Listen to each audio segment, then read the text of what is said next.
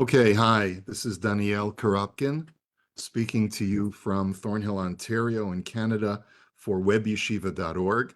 We are studying Moreh Nevukhim, Maimonides' Guide for the Perplexed, and we are in the third section on chapter 14. We are continuing a very lengthy discussion that the Rambam has embarked upon over the last several chapters about the dilemma of the existence of evil in our existence. If, after all, God is ultimately good and is only responsible for goodness, why is it and how is it that we find the existence of evil to be present in our world? And instead of using a theodicy argument, the Rambam sort of takes a very decidedly different approach. His approach is that the existence of evil is relatively minor, consigned to the human condition. But when you look at the larger universe, you do not see evil, you rather see perfection. You see goodness and perfection. And this has been the approach that the Rambam has taken over the last couple of chapters, and we've spent a lot of time on it already. But his basic approach is that when you think about the role of human beings in the larger framework of the entire universe, you come to the conclusion that man is quite insignificant. And that's why we've named the title of this chapter is that the role of man, or I guess you could say the vastness of the cosmos demonstrates man's insignificance. And here the Rambam wants to demonstrate, basically, look out in the universe, see the vastness of the cosmos, and all of the celestial bodies and how distant they are from us and how huge the universe is. And you look at man, therefore, as a very, very tiny little blip in the larger framework of an entire universe. And that only minimizes the existence of evil further, because since, as he's demonstrated in the previous chapter, man ultimately is responsible for evil, for the vast majority of evil that exists, and not God, then reducing man to a very, very tiny, tiny little particle within the larger framework of the entire creation enterprise further minimizes and diminishes the existence of evil in the world. So that's where the Rambam is going with this. I'm going to share with you my screen so that you'll be able to see sort of a breakdown of the of this chapter, broken down into sort of little morsels. I want to remind you that if you're listening to this in an audio file, you can always download the handouts that we talk about in one of two places, either in the Facebook group Shiur in Moreh Nevukhim, and we always recommend that you join that group if you're on social media because A, it's free, B, we won't bother you, and C, you get reminders of when we're having shir, when we're not having shir, and then the other place where you can download the handout is on webyeshiva.org, their website, in the course description for section 3, chapter 14. Well, the Rambam starts off in this chapter discussing astronomy. And we already know, he says, that the diameter of the Earth, and when we compare the distance to the distance of between the Earth and the highest part of the Saturn sphere, the distance is vastly greater than the entire diameter of the Earth. In other words, we know that the Earth is a very large body. It's our planet. But at the same time, taking the diameter of the Earth and comparing it to the distance between the Earth and Saturn, which is the highest of the planetary bodies. Now remember, the Rambam is an astronomer. He's already detailed in his Hilchot Yesodei HaTorah his understanding of the Ptolemaic planetary system, where the Earth is in the center, surrounded by invisible concentric spheres. Embedded within each sphere is either a planet, the sun, the moon, or the stars. And that takes up the first 7 of these concentric spheres that revolve around the planet Earth. The 8th and the 9th spheres The eighth sphere contains the stars. The ninth sphere contains an invisible sphere that is not actually does not contain any celestial bodies, but rather is responsible for the motion back and forth of all of the other spheres that revolve around our planet. With this in mind, the Rambam says if you look out at the sky and you're just even looking at the planetary bodies, forget about the stars for a second, just think about the planets, you'll discover that the highest planet that's out there, which is the Saturn sphere, is very, very distant from us, extremely distant from us. And the way that the Rambam starts off this chapter, I'll just read the first sentence: what man ought also to consider in order to know what his own soul is worth, meaning to show the insignificance of the human condition when compared to the rest of the universe, and to make no mistake regarding this point, is what has been made clear concerning the dimensions of the spheres and of the stars, and the measures of the distances separating us from them. So the Rambam says specifically it would take 8,700 years to travel from Earth to the outer rim of the Saturn sphere. Now, what is the Rambam talking about? He's not speaking in terms of distance. He's speaking in terms of time. Now, there is this concept in ancient and medieval astronomy that you measure things in terms of time. We actually use measurements in terms of time even in modern science. We talk about very, very far away places in terms of light years, because it would take you a year traveling at the speed of light in order to get to a certain place. So this concept actually finds its root in ancient and medieval astronomy as well. Astronomers talked about reaching a place in terms of years, not in terms of distance, because they understood that the human being travels at a certain rate of speed over the course of one day. You multiply that by 365 days, and you get not a light year, but you get a man year. In other words, how far can a person walk in a full year, assuming that a person walks at the average pace? So basically, using that measurement, it would take a human being, if he could, in theory, walk from Earth to the outer rim of the Saturn sphere, it would take 8,700 years, which is a very, very far distance, as we'll explain in just a minute. We'll see how much that is in meals. A meal is approximately a kilometer, as it turns out, momentarily. Now, the Talmud's figure is that it takes 7,000 years, and this is something that we'll see in just a moment. It takes, first of all, the Talmud says that it takes a human being one day to walk 40 mills. A person can walk 40 mills, or approximately 40 kilometers, over the course of one day. You'd have to be walking for the entire day, from dawn until nightfall. Amar Rabba Rav Bar Chana Amar Rabbi Yochanan. Therefore, the Talmud states in Tractate Psachim, Kama Mahalech Adam B'Yom. How far can a person walk in the day? Asara parsaot, 10 parsas. A parsa is 4 mil. Hence, a person can walk 40 mils over the course of the day. We won't go through all of the breakdown because of time constraints. That means that in a year, using that measurement of 40 mils per day, a person can walk 14,600 mils per day.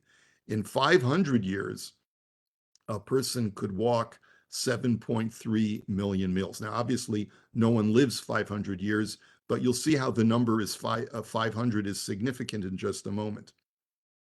Now, the Talmud continues in Tractate Psachim to tell us that each celestial sphere is 500 years of using man years, is 500 years thick, and there's a space of 500 years between each sphere. Now, the Rambam will point out to us that when we talk about a space between each sphere, it doesn't literally mean a space, because as the Rambam had established before, based on Aristotelian science, there is no vacuum that exists between one sphere and the other. They're all actually, I guess, I don't know if the word is rubbing against each other, but but actually right up against each other, because each sphere is really a series of concentric spheres that sort of connect to each other, and therefore, when the Talmud says that it takes 500 years to get from one sphere to the other, it's there's a space in between, but not a vacuum space, but a space that's occupied by the trajectory of other planetary bodies that are contained within each sphere. That's what it seems to be. But in any event, the Talmud says, Tashma da'amar Rabbi Yochanan ben Zakkai, ma tshuva heshivato bat kola uto rasha b'sha'a she'amar. What did the heavenly voice respond to the Nebuchadnezzar, the king, that wicked man, when he stated, as is quoted by Isaiah, E'ele al bomote av adamele elyon. I will go up to the highest places that are up in the cloud. I will resemble the Most High. In other words, Nebuchadnezzar sort of audaciously said that he had the same province as God himself, that would be able to go up to the highest places where God resides. So Yatzeta bat kol va'amrlo, a heavenly voice came out against Nebuchadnezzar and said to him, Rasha ben beno shel Nimrod Rasha, you are such an evil person, descended from the evil Nimrod. Shehimrid et kol haolam kulo alai b'malchuto. He was the one who was responsible for the Tower of Babel, of trying to be able to meet God up in the highest of places. You, Nebuchadnezzar, are trying to do the same. Kama shenotav shel adam. How long does the average person live in the ancient world? Shivim shana v'im b'gvurot shemonim shana. As King David had said in the Psalms, an average person lives 70 years. A mighty person can live 80 years. So he says, based on that, min haaretz ad larakia mahalech hamesh me'od shana, to traverse the distance from the planet Earth to the innermost celestial sphere would take 500 years. Va'ovyo shel rakia mahalech hamesh me'od shana, and the thickness of that sphere is another 500 years. Ubein rakia larakia mahalech hamesh me'ot shana, and the distance between each sphere is 500 years. V'chein ben kol rakia v'rakia, and similarly between each firmament, which is not clear what that firmament means. Perhaps according to the Rambam, it's referring to these Aristotelian celestial spheres. Ach el shaol tared el yarkete borb. So instead of you going up to the highest places, Nebuchadnezzar, there's no way that you could possibly live that long, even if you were going to construct yourself a craft that could get you there. It's impossible for you to get there, certainly on your own 2 feet. But even if you could walk theoretically in a vertical position all the way up to the highest sphere, you couldn't possibly live that long. You wouldn't even be able to get even halfway to the innermost celestial sphere. Now, based on this, according to the Rambam's understanding of astronomy, Saturn is the 7th sphere and the highest planetary sphere. And this is something that he details in Hilchot Yesodei HaTorah, chapter 3, in his Mishnah Torah. And he lists all of the celestial spheres. If you'll note, he says, V'galgal Shavi'i Shabo Shabtai, the 7th sphere is the Saturn sphere. And therefore, taking into account the mathematics, if each sphere is 500 years thick, and it takes 500 years to go from the ground to the innermost rim of the first sphere, then traversing the entire first sphere would take 1,000 years, 500 years to get there, and another 500 years to go from the innermost rim to the outermost rim of that sphere. It would then take 1,000 years to traverse each subsequent celestial sphere, so it would take you 7,000 years to get to the Saturn sphere. That's basically because you're multiplying 7 times 1,000, because Saturn is the 7th sphere. Using that calculation, it would take 102.2 million mils. That would be the distance calculated. Now, the Rambam gives a different calculation, and he doesn't really say where he gets this from, but he assumes it's established science.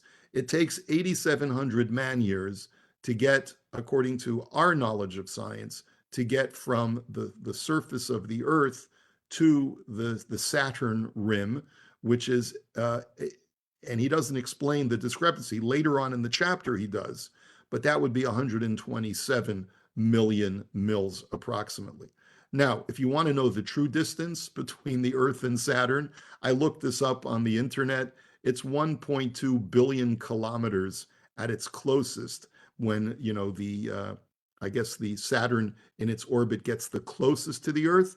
That's the minimum distance between Earth and Saturn. So we're off by a magnitude of 10 using Aristotelian science and sort of the Ptolemaic planetary system, which is completely different from the way that we understand astronomy today. So therefore, it's not surprising that the numbers are wildly off by a magnitude of 10. But the point being is that you can certainly apply the Rambam's ideas using modern science, because if the whole objective of this chapter is to demonstrate the vastness of the universe, of the cosmos, to show how insignificant man is, and we've just pointed out that the Rambam is off by a magnitude of 10, then using modern science and now using the Hubble telescope and now the new Webb telescope that has just been put into motion and is now capturing new pictures of the vastness of the universe. We just captured a picture of something that is 2.3 billion light years away from us. And to be able to look at that and to see the huge infinitude almost of the cosmos going back to the earliest times of the Big Bang, which is really the goal of the Webb telescope, to be able to capture images that bring us back to the earliest moment in the history of the Big Bang, because the further away we get, the farther away we get in terms of time as well as what we can capture visually. So you see how insignificant man is in the larger framework of all of creation. Now he says Scripture draws an analogy between the great distance between man and the spheres to the vast distance between man and God. And the Rambam just wants to make a point of saying that we've demonstrated how tiny, what a tiny particle man is in terms of the entire universe. Think about how distant, therefore, man is from God. Not spatially, because the Rambam has already established that God is not does not occupy any spatial place, but in terms of being able to comprehend God, who was so distant conceptually from man. As it says in the book of Job, Halo Eloka Gova Shamayim Ure'ei Rosh Kochavim Kiramu. God is in the highest levels of the heavens, meaning that the distance between man and God is so vast, only confirming or only corroborating the Rambam's whole thesis that since man is the source of all evil in the world, his distance from God, who is the ultimately perfect and good being, is so distant.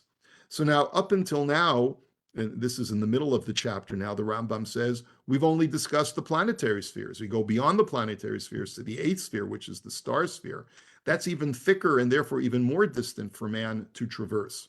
Ultimately, he says, we don't even know for certain whether these distances are accurate, but we know that these are minimal measurements, but can actually be more distant in reality. The Rambam certainly is acknowledging that so much of astronomy in his time is speculative because they lacked the instrumentation to be able to gauge planetary bodies with absolute accuracy. They only had the naked eye to be able to measure these things. And therefore, the Rambam acknowledges that what we are saying these are the minimal distances. It could be they're actually much more distant than we have stated. The Rambam, of course, is certainly accurate in that statement because, as we've mentioned, Saturn is actually much more distant than the way the Talmud or even the Rambam depicts it. And he says, and I quote, "Consider how vast are the dimensions and how great the number of these corporeal beings, of these planetary bodies, or these celestial spheres. If the whole of the earth would not constitute even the smallest part of the sphere of the fixed stars, in other words, the whole earth is the whole diameter of the entire planet does not even cover the distance or the thickness of the star sphere. What is the relation of the human species to all these created things? And how can one of us imagine that they exist for his sake and because of him, and because of him, and that they are instruments for his benefit?" So for anyone to actually think that the vastness of the cosmos exists for the sake of man, the Rambam is really only reaffirming or reinforcing what he had said in chapter 13, that it is impossible to suggest that all of the vastness of space exists for the sake of man. And remember, in our previous discussion that we had a couple of weeks ago, I pointed out that the Rambam seems to contradict himself, because in his commentary in his introduction to the Mishnah, the Rambam did argue that all of physical existence, including the celestial bodies, exist for the sake of man. Here, the Rambam directly refutes that issue, that assertion, as he did in the previous chapter. We're not going to rehash that argument, but basically he says there's no way, when you really truly consider the vastness of the cosmos, that you could ever say that everything exists for the sake of this puny being man, who is the source of all evil in the world. And as I mentioned in the parentheses, taking this and applying this to our knowledge of astronomy and the cosmology in modern science, and using the instrumentation that we have to see the true vastness of the universe, this argument only becomes amplified in the modern age. Now, when considering the intellects of the spheres, man's insignificance is even more acute. Up until now, the Rambam has been talking about corporeal bodies, bodies that have some level of matter, some kind of matter, even though it's celestial matter, which, as he's established, is different from terrestrial matter, but nonetheless corporeal. Take into account the intellectual, sentient intelligences that are associated with the celestial bodies. As the Rambam has established using Aristotelian science, these are the consciousnesses of these celestial bodies that are responsible for their motion. As we pointed out from the philosophical perspective, therefore, it is impossible for a higher level organism to exist for the sake of a lower level organism. That we've established already in the previous chapter. I refer you back to the Rambam's comments on page 454 in the Pines edition. But even if you subscribe to the idea, as many Jews do, says the Rambam, including, and I'm just put that in parentheses because the Rambam seems to ignore what he had written in his Mishnah commentary. So I say, including the Rambam himself in his introduction to the Mishnah, that all organisms of this universe exist to serve man, you are still forced to a specific conclusion. Even if you're going to argue that everything that exists is for the sake of mankind, if one were to suggest that all the stars and intelligences exist for the sake of each individual person, can a person truly say, like the Mishnah says, Bishvili nivra ha'olam, the world was created for my sake, and mean that literally, that all of the stars and all of the cosmos exist for me? If you're going to suggest that, says the Rambam, then this would be as absurd logically as suggesting that an artisan manufactured huge iron tools in order to manufacture one needle. Now, you do need a certain amount of tooling in order to manufacture a needle. But if you're only going to manufacture one needle, does it make sense to say that you would put together a whole factory of machinery in order to manufacture one needle? That's absurd. Why would God create an entire cosmos for the sake of one individual? One could only therefore conclude that the huge iron tools and all of the factory materials exist to manufacture a huge amount of needles, in which case the cost and effort of manufacturing the huge tools could be justified. Thus, even according to this doctrine, that you want to suggest that everything that exists in the cosmos is there for the sake of man, the celestial organisms exist to perpetuate the human species in general, but no single individual human being can state that the stars are for him specifically. Once again, the Rambam is reducing the significance of any individual human being, trying to marginalize humanity as a whole, because even if you're going to argue that the cosmos exists for humanity, it's only for the purpose of perpetuating the human species through the celestial body's motion, causing mankind to be in some way affected, which was the medieval belief that astronomy influences the stars actually influence man's growth and well-being and maintenance and so forth.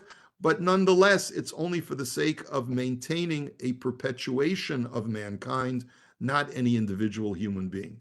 But then the Rambam says, but I still don't buy it. He says, even this analogy of the iron tools is flawed. It's one thing to justify a large mass of tools to be manufactured for an even larger mass of needles. So you can justify investing a lot of money into a factory to manufacture needles if you're going to be manufacturing a huge amount of needles, so you'll make money. But add to the mix that not only are the celestial beings much larger than man, but they are also of a more noble substance than man.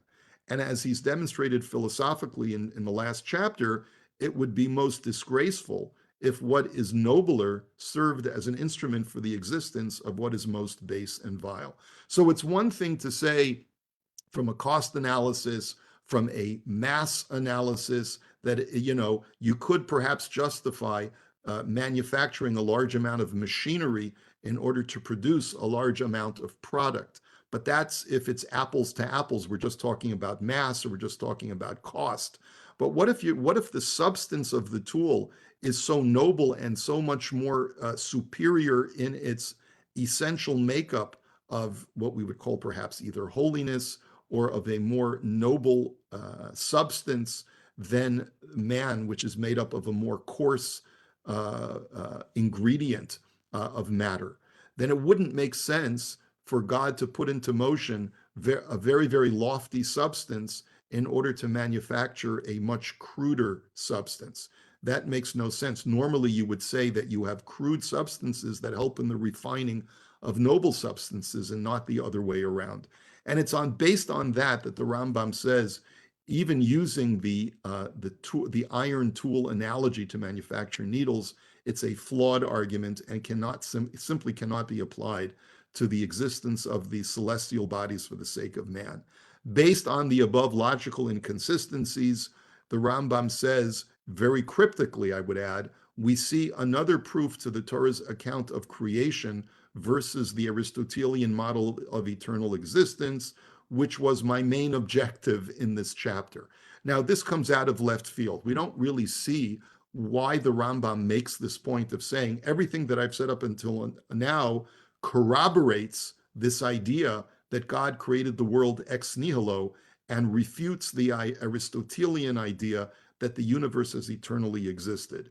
So I'm going to cut to the chase for the sake of time. Rav Kafich, in his footnotes to his edition of the Moreh Nevukhim, says that the earlier commentaries are mistaken in their analysis of this line, and he therefore suggests as follows: only a belief in eternal existence can justify a belief that the higher organisms of the cosmos exist for the sake of man, since eternal existence implies a series of emanations from the highest to the lowest that has been going on for time immemorial in a chain that originates from above and goes from the top to the down.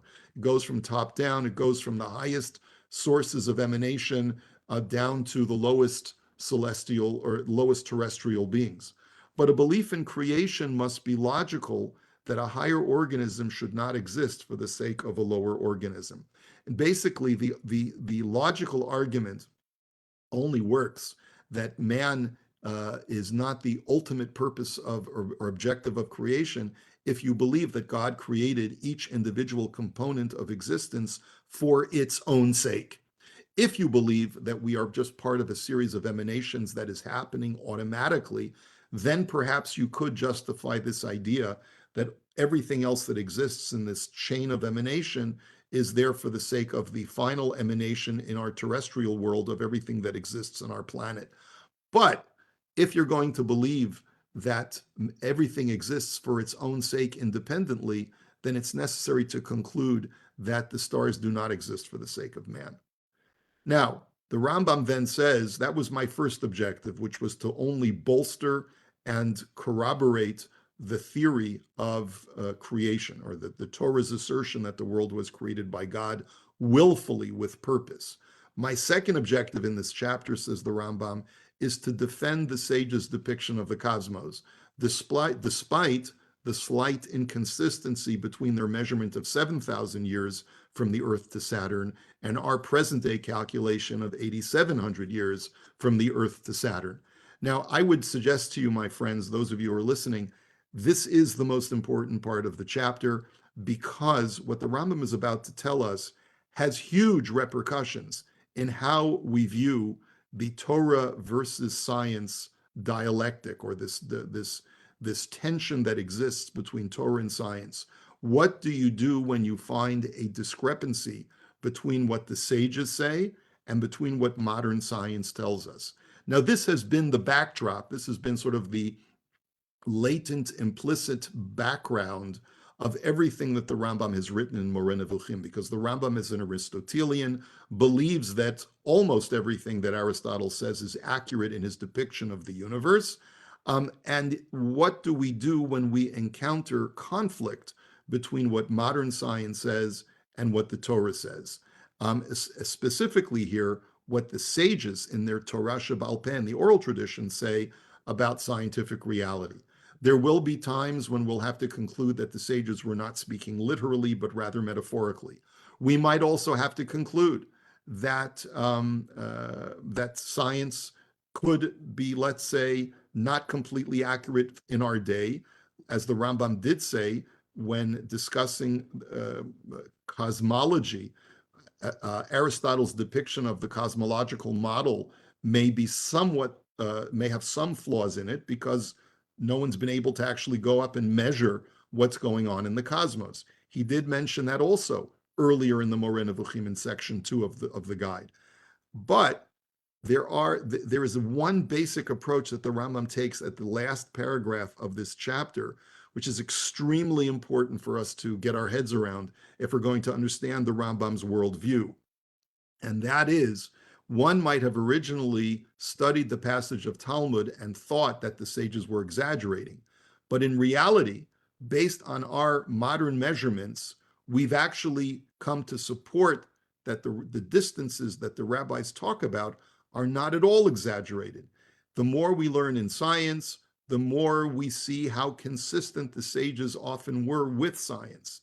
In this case, our scientific data shows that the distance between Earth and the lower part of Saturn, meaning the inner rim of Saturn, is 7,024 years, a figure that is uncannily close to that of the sages.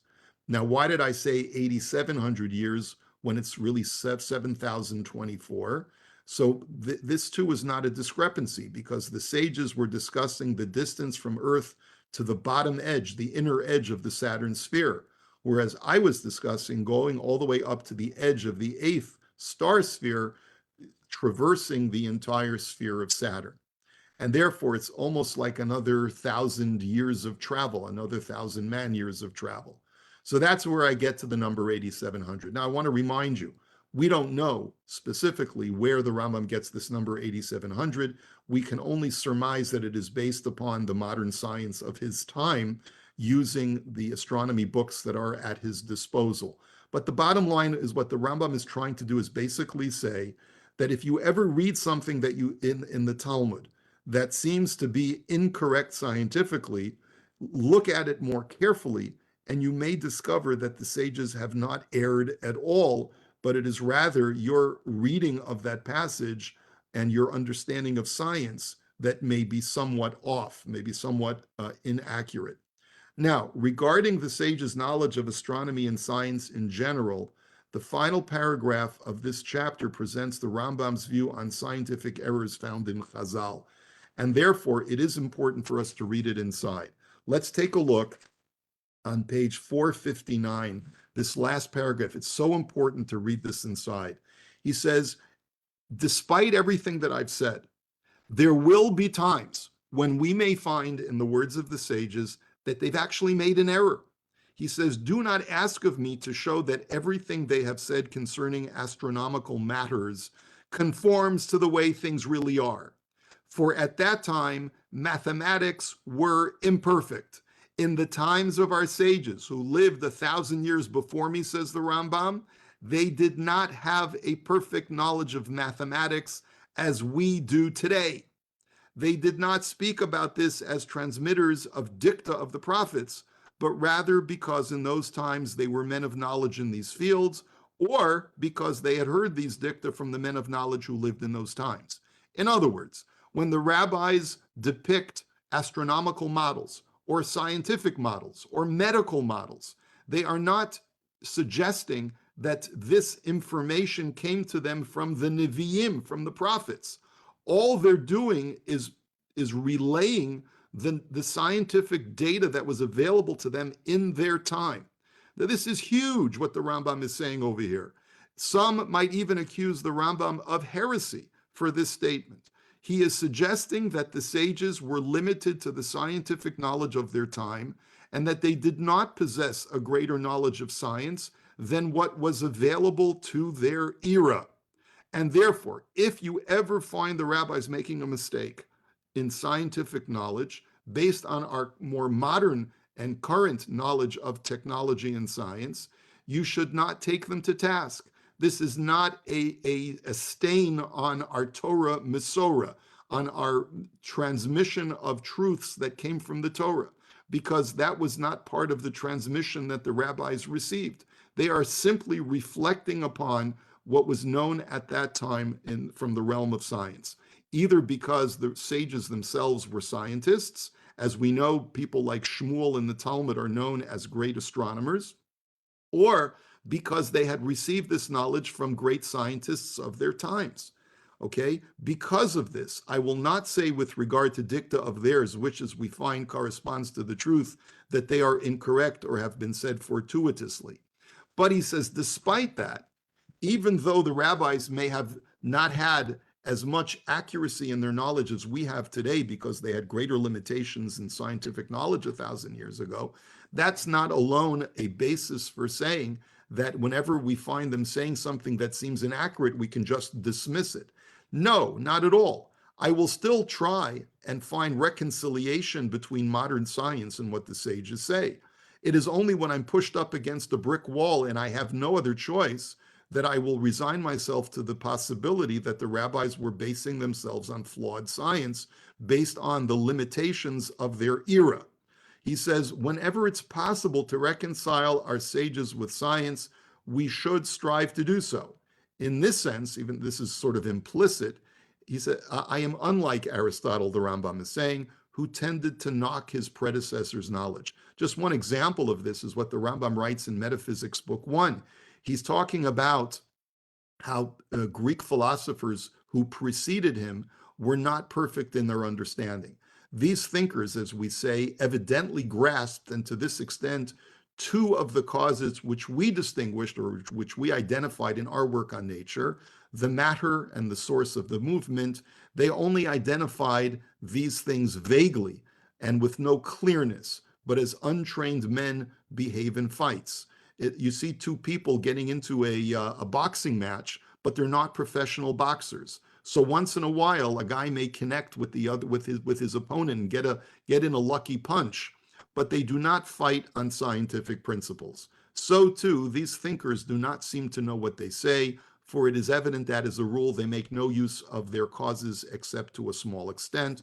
Basically, Aristotle was known to sort of dismiss earlier philosophers in the Greek world because he felt that they were not as developed and sophisticated as he was in their scientific analysis. The Rambam will not take that approach. If the Rambam can find reconciliation between modern science and the words of the sages, he will always try to do so. That said, if we ever do find a discrepancy, we should not say that this is a flaw in Torah. This is simply a flaw in what the rabbis had access to based on the math and astronomy and science and medicine of their time. This is huge. This is a very, very important statement of the Rambam. It actually should inform everything that we learn in the Rambam throughout Moreh Nevukhim and throughout the Rambam's writings. And it should also help guide us in the modern world.